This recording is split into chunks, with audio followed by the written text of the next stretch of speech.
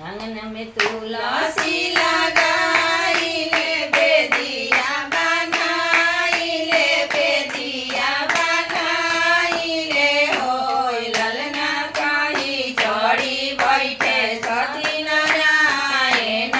ओढ़े ले पीताम्बर ओढ़े ले पीताम्बर जाऊ हम जानती सती नारायण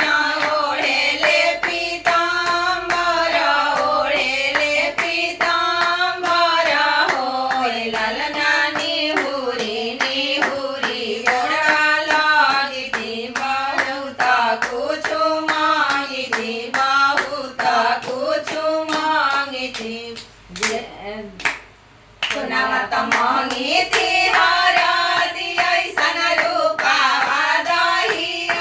ऐसन रूपावा दही ऐसन होय ललना दियावा त मांगी थी लवंगिया ऐसन पुतावा नरियरवा ऐसन पुतावा नरियरवा ऐसन दिया सुनावा त दिहले हरदी ऐसन रूपावा दही